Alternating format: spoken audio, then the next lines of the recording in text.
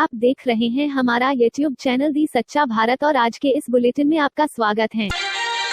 यह है हिमांशु प्रजापत का कातिल 7 वर्षीय हिमांशु का पड़ोसी किशन सोनी, जिसने 15 मार्च की शाम को हिमांशु के घर में घुसते ही उसका गला घोंट कर मार दिया और यह देखने के लिए कि मरा है या नहीं मरा, इसके बाद उसने रस्सी से और गला घोंटा।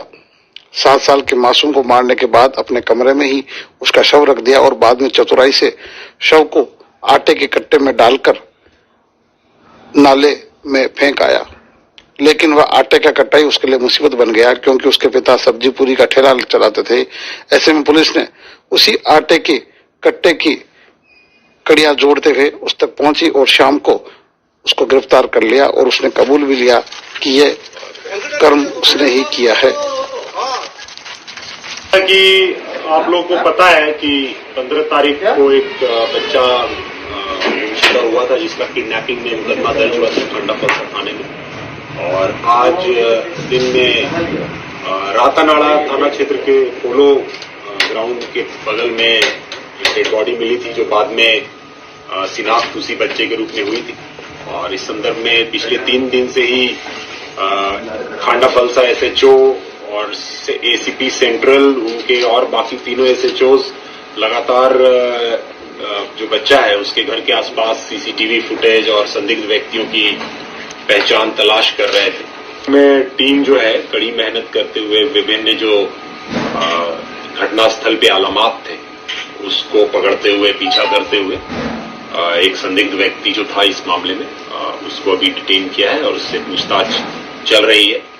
जो आटे का कट्टा जिसमें डेड बॉडी मिला था वो एक अहम साक्ष्य के रूप में उभर कर आया और जिस फैक्ट्री में वो आटे का कट्टा बनता है, वो आटा बनता है, उस फैक्ट्री से लिस्ट लिया गया। ये काम ACP ईस्ट को दिया गया था कि आटे के कट्टा का पूरा ट्रेस करें। उस लिस्ट से देखा हमने कहाँ कहाँ वो सेल हुआ है, उस डेट का, उस सीरियल नंबर का कट्टा। तो उससे करते करते हम लोग उस संदिग्ध के घर तक पहुंचे। व्यक्ति जो है वो पड़ोसी है और CCTV फुटेज अभी ढूंढने जा रहे हैं, जो कि उसका जो मूवमेंट रहा है, आने जाने का टाइम रहा है, उसको और हम लोग अभी कंफर्म करने का पूरा प्रयास कर रहे हैं। सूचनाएं हमारे पास प्रारंभिक पूछताछ है जिसमें ये बात आया है कि उसने अपना बाइक इस्तेमाल किया है, एक बैग भी इस्तेमाल किया है। बट ये सब सारे इन्वेस्टिगेशन के पहलू है, अभी बहुत ही प्रारंभिक लेवल पे अभी अनुसंधान है और जैसे ही और डिटेल आएगा आप लोग से एक बार और रूबरू होंगे। जनरली घटना के इतने कम समय में प्रेस कॉन्फ्रेंस नहीं होता है, लेकिन कुछ परिस्थितियां ऐसी बनी, शहर अंदर जाम था और लॉ एंड ऑर्डर का सिचुएशन था, तो इसलिए आप लोगों से रूबरू होना पड़ा है। काफी और डिटेल्स के साथ आप लोगों के साथ हम लोग फिर रूबरू डेफिनेटली होंगे। अभी कुछ इस पे भी नहीं कह सकते कि मोटिव क्या है। एक व्हाट्सएप पे मैसेज जरूर आया था जिसमें 10 लाख रुपए की डिमांड की गई थी। उस व्हाट्सएप नंबर पे भी हमने जांच पड़ताल की है और उससे भी इम्पोर्टेंट जो क्लूज हैं, अभी जो सस्पेक्ट जो हमने डिटेन किया है उसी की तरफ इंडिकेट वो व्हाट्सएप नंबर भी कर रहा है।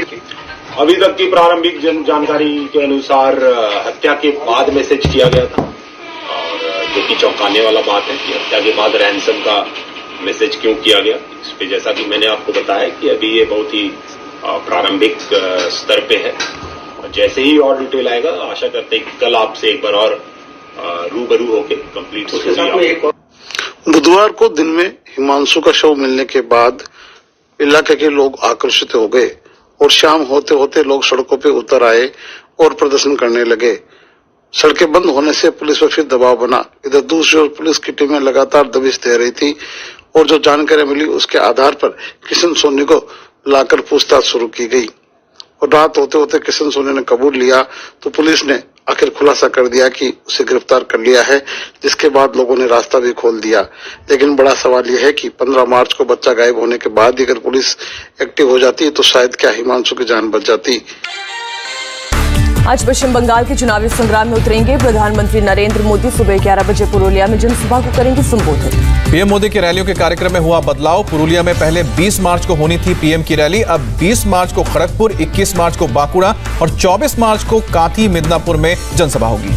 पश्चिम बंगाल के बाद आज असम भी जाएंगे प्रधानमंत्री मोदी। दोपहर 3 बजे करीमगंज में चुनावी जनसभा को करेंगे संबोधित। पुरुलिया की रैली से पहले प्रधानमंत्री मोदी ने ट्वीट किया, लिखा, पूरे बंगाल में परिवर्तन की इच्छा जागृत हुई है। बीजेपी के सुशासन का एजेंडा लोगों के बीच जगह बना रहा है। मध्य प्रदेश के सीएम शिवराज सिंह चौहान भी आज पश्चिम बंगाल में करेंगे चुनाव प्रचार। पूर्वा मेदिनीपुर में 2 जनसभा को करेंगे संबोधित। बीजेपी नेता शुभेंदु अधिकारी भी आज करेंगे ताबड़तोड़ चुनाव प्रचार। 4 जगहों पर चलाएंगे जनसंपर्क अभियान। 3 जगह किसान परिवार के साथ लंच। टीएमसी सांसद और बीजेपी नेता शुभेंदु अधिकारी के पिता शिशिर अधिकारी का बयान का शुभेंदु कहेंगे तो बीजेपी करूंगा ज्वाइन, मैं बेटे के फैसले के साथ। दिल्ली में बीजेपी केंद्रीय चुनाव समिति की हुई बैठक। पीएम मोदी, अमित शाह समेत सीनियर नेता शामिल हुए। अमित शाह और जेपी नड्डा के साथ बंगाल बीजेपी कोर ग्रुप की बैठक हुई। सूत्रों के मुताबिक मुकुल रॉय को भी विधानसभा चुनाव में उतार सकती है बीजेपी। 2 और लोकसभा सांसद जगन्नाथ सरकार और शांतनु ठाकुर भी लड़ सकते हैं विधानसभा चुनाव। पश्चिम बंगाल के लिए बीजेपी ने जारी किया है एक और लिस्ट। मशहूर बांग्ला एक्ट्रेस पापिया अधिकारी को टिकट मिला। बंगाल चुनाव के लिए ममता बनर्जी ने घोषणा पत्र में खोला वादों का पिटारा। 1 साल में 5 लाख रोजगार का वादा। ममता ने किसानों और युवाओं को लुभाने की कोशिश की। घोषणा पत्र को मां माटी मानुष के लिए बताया। घोषणा पत्र में किसानों को 10,000 रुपए देने का वादा। ममता ने कहा केंद्र से 6,000 मिलते थे, हम 10,000 देंगे। छात्रों को 10 लाख लिमिट तक का क्रेडिट कार्ड देने का भी वादा किया। ओबीसी के विकास के लिए विशेष उपाय करने का वादा। ममता ने विधवाओं को हर महीने 1,000 रुपए देने का वादा किया। आदिवासियों के लिए 25 लाख घर बनाए जाएंगे। ममता ने थपथपाई अपनी पीठ, बोली लॉकडाउन के दौरान हमने की लोगों के खाने पीने की व्यवस्था, लोगों की आय भी बढ़ी। झारग्राम में ममता ने खेला धार्मिक कार्ड, बोली बीजेपी को वोट देंगे तो बोलना पड़ेगा जय श्री राम। ममता ने अपनी चोट का ठीकरा बीजेपी पर फोड़ा, कहा वो चाहते हैं मैं चुनाव प्रचार ना कर पाऊं। बीजेपी में शामिल होने वाले नेताओं पर भी बरसी ममता, लालची और गद्दार करार दिया। बीजेपी ने चुनाव आयोग से की टीएमसी नेता अनुव्रत मंडल की शिकायत। बीजेपी कार्यकर्ताओं को धमकाकर डर का माहौल बनाने का आरोप लगाया। पश्चिम बंगाल के नॉर्थ 24 परगना में बमबाजी की वारदात। 15 जगहों पर फेंके गए बम। हमले में एक बच्चा समेत 3 लोग घायल। कई जगह पर सीसीटीवी कैमरे तोड़े गए। योगी ने कांग्रेस पर बोला बड़ा हमला, कहा कभी विकास के पक्ष में नहीं रही कांग्रेस। योगी ने असम में घुसपैठ का मुद्दा उठाया, कहा कांग्रेस की वजह से असम में उग्रवाद की समस्या थी। असम के लिए कांग्रेस ने जारी की एक और लिस्ट में 3 उम्मीदवारों के नाम। तमिलनाडु के सीएम पलनीस्वामी ने तिरुवरूर में किया चुनाव प्रचार। ट्रैक्टर पर बैठकर चलाया जनसंपर्क अभियान। तमिलनाडु में निर्दलीय उम्मीदवार हरिनाटन के करीब 4 किलो सोना पहनकर नॉमिनेशन। शपथ पत्र में 4 करोड़ 75 लाख का सोना होने की घोषणा की। केरल से राज्यसभा की 3 सीटों के लिए 12 अप्रैल को चुनाव होगा। 21 अप्रैल को खत्म हो रहा है 3 सदस्यों का कार्यकाल। विधानसभा चुनाव से पहले पुडुचेरी में पार्लियामेंट्री फोर्स ने किया फ्लैग मार्च। कई जगहों पर मारी रेड। सचिन वाजे केस में बड़ी कार्रवाई। मुंबई पुलिस कमिश्नर परमबीर सिंह का ट्रांसफर हुआ, डीजी होम बनाए गए। हेमंत नगराले को मुंबई का नया पुलिस कमिश्नर बनाया गया। वर्किंग डीजीपी थे हेमंत नगराले। हेमंत नगराले ने कमिश्नर का पदभार संभाला, कहा मुंबई पुलिस पर विश्वास बहाल करेंगे। हेमंत नगराले का बड़ा बयान, कहा मुश्किल हालात से गुजर रही है मुंबई पुलिस। कमिश्नर को हटाने से पहले सीएम ठाकरे से मिले थे गृह मंत्री Anil Deshmukh. Law and order को लेकर चर्चा हुई थी। महाराष्ट्र मामले पर देवेंद्र फडणवीस ने पीएम मोदी और गृह मंत्री अमित शाह को किया अपडेट। 1 घंटे तक चली बैठक में बीजेपी अध्यक्ष जेपी नड्डा भी रहे मौजूद। सचिन वाजे मामले में बोले पूर्व सीएम देवेंद्र फडणवीस, परमबीर सिंह तो छोटे लोग हैं, सचिन वाजे के पीछे कौन है इसकी जांच हो। फडणवीस बोले सचिन वाजे के पॉलिटिकल बॉस को ढूंढा होगा। पूछा सचिन वाजे का बचाव मुख्यमंत्री ठाकरे क्यों कर रहे थे। फडणवीस ने कहा मुंबई में राजनीति का अपराधीकरण हो गया है, ये ठाकरे सरकार की नाकामी है। फडणवीस ने पूछा सवाल, क्या बीआरएस के बाद नौकरी पर किसने रखा। शिवसेना ने मुझ पर भी वाजे को वापस रखने का दबाव बनाया था। फडणवीस का आरोप, बोले शिवसेना नेताओं के साथ वाजे ने बनाई कंपनी। 2017 में फिरौती का रैकेट चलाता था वाजे। कमिश्नर के बाद सबसे ताकतवर पुलिस वाला बना सचिन वाजे। कहा वाजे को वसूली अधिकारी की तरह बिठाया गया। फडणवीस ने कहा मर्डर के बाद हिरन का शव हाईटाइड में फेंका गया था, लेकिन शव नहीं बहा और केस खुल गया। बीजेपी नेता नारायण राणे ने सचिन वाजे के पीछे उद्धव ठाकरे का हाथ बताया। कहा सीएम को भी हटाना चाहिए। सचिन वाजे केस में ठाकरे सरकार चुप, लेकिन केवल संजय राउत ने दिया बयान, कमिश्नर को हटाना एक रूटीन प्रोसेस। मनसुख हिरेन की दम घुटने से हुई थी मौत। डायटम रिपोर्ट आई पॉजिटिव। एटीएस कर रही है हत्या के एंगल से जांच। डाइटम रिपोर्ट हरियाणा के एफएसएल लैब में भेजी जाएगी। एनआईए की टीम सचिन वाजे को लेकर कई इलाकों में गई। इन जगहों पर सीसीटीवी फुटेज मिटाने का आरोप। बीजेपी ने राज्यसभा सांसदों के लिए व्हिप जारी किया। आज संसद में हाजिर रहने के निर्देश। राष्ट्रीय राजधानी क्षेत्र संशोधन विधेयक 2021 के खिलाफ दिल्ली सरकार का प्रदर्शन। सीएम अरविंद केजरीवाल ने मोदी सरकार पर साधा निशाना। सीएम केजरीवाल ने पूछा, जब सरकार मतलब एलजी तो चुनाव क्यों कराए जाते हैं। कहा, बीजेपी दिल्ली में चोरी छिपे राज करना चाहती है। एलजी की ताकत बढ़ाने वाले बिल के खिलाफ कांग्रेस का प्रदर्शन। दिल्ली के जंतर मंतर पर दिया धरना। पूर्व कांग्रेस नेता सज्जन कुमार की जमानत पर आज सुप्रीम कोर्ट में होगी सुनवाई। 1984 दंगा मामले में उम्र कैद की सजा मिली थी। पंजाब के सीएम अमरिंदर सिंह से मिले नवजोत सिंह सिद्धू। करीब 50 मिनट तक की मुलाकात। कुवैत के विदेश मंत्री 2 दिन के दौरे पर पहुंचे दिल्ली। आज करेंगे विदेश मंत्री एस जयशंकर से मुलाकात। उत्तर प्रदेश के बरेली में वसीम रिजवी के खिलाफ सड़कों पर उतरे मुस्लिम समुदाय के लोग। वसीम रिजवी की गिरफ्तारी की मांग को लेकर किया प्रदर्शन। कोरोना को लेकर पीएम मोदी की मुख्यमंत्रियों के साथ हुई बैठक। दोबारा कोरोना केस बढ़ने पर जताई चिंता। पीएम मोदी ने कहा, कोरोना के सेकंड पीक को तुरंत रोकना होगा। मिनी कंटेनमेंट जोन बनाने की सलाह। देश में 60% एक्टिव केस अकेले महाराष्ट्र में दर्ज। केंद्र ने अपनी 2 टीमें महाराष्ट्र भेजी हैं। पंजाब में पॉजिटिविटी रेट दोगुनी। गुजरात में भी कोरोना केस ने बढ़ाई स्वास्थ्य मंत्रालय की टेंशन। कोरोना काल में भारत ने 150 देशों को दवाइयां पहुंचाई। राज्यसभा में विदेश मंत्री एस जयशंकर ने जानकारी दी।